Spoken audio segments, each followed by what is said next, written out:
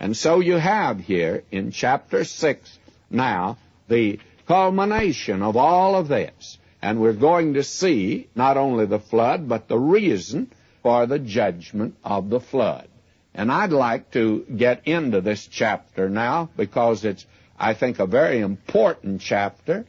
And we find here, it came to pass when men began to multiply on the face of the earth, and daughters were born unto them, that the sons of God saw the daughters of men, that they were very fair, and they took them wives of all which they chose.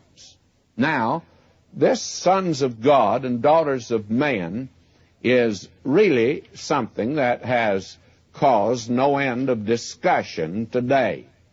You will find, frankly, that there are today a great many good men that take the position that the sons of God here are angels. And may I say that I personally cannot accept that at all. Why? Somebody says, can't you accept it? And I recognize that most of my teachers taught the sons of God were angels, and I recognize that a great many of the present-day expositors take that position. I cannot accept it, because if these were good angels, they would not commit this sin.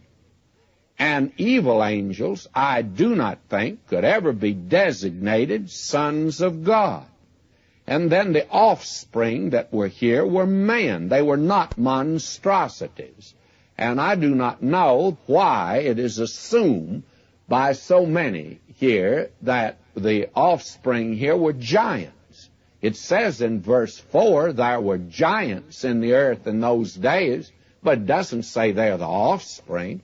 It does say this about the offspring. It says, and also after that, when the sons of God came in unto the daughters of man, and they bare children to them, the same became mighty men, which were of old men of renown.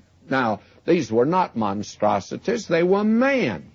I've been reading the argument of one man. He says, well, they were giants and they were monstrosities. No, the record here makes it very clear that the giants were in the earth before this took place.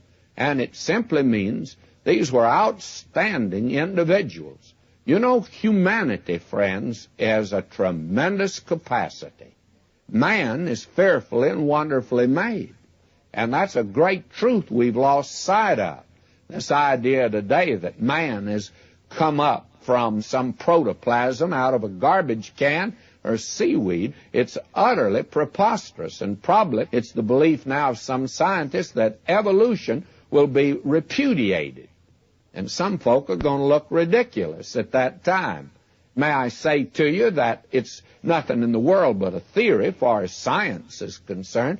Nothing has been conclusive about it. It is a philosophy, like any other philosophy, and it can be accepted or rejected. And when it's accepted, it certainly leads to some very crazy solutions to the problems of the world, and it's gotten us into trouble throughout the world. Anyone would think that we are the white knight riding through the world, straightening out wrongs. We are wrong on the inside ourselves. I don't know why that in this country today that we have a intelligentsia in our colleges and in our government and in our news media today and in the military that think they're super, that somehow or another they have arrived. May I say to you, that is the delusion of the hour, that men think that they're greater than they really are. Man is suffering from a fall, an awful fall. He's totally depraved today. And until that's taken in consideration, well, we're in trouble all the way along. Now, what you have here is nothing in the world, but as I see it, this is a book of genealogies. It's a book of the families. The sons of God are the godly line that have come down now from Adam through Seth. And the daughters of man belong to the line of Cain. And you have here now intermingling and intermarriage of these two lines, until finally the entire line was totally corrupted. Well, not totally. One exception. That is the picture that is presented to us here. Now, I recognize, and I want to insist upon it, that the many fine expositors take the opposite view. The sons of God are actually angels. And if you follow that view, you'll be in good company. But I'm sure that most of you want to be right, don't you? So I'm sure you want to go along with me here. May I say to you, regardless of which view you take, why, all of us, I hope, will be friends, because this is merely a matter of interpretation, and it doesn't have anything to do with whether you believe or do not believe the Bible, but does have to do with interpretation. Now God says here in verse 3, "And the Lord said, My spirit shall not always strive with man, for that he also is flesh, yet his days shall be 120 years.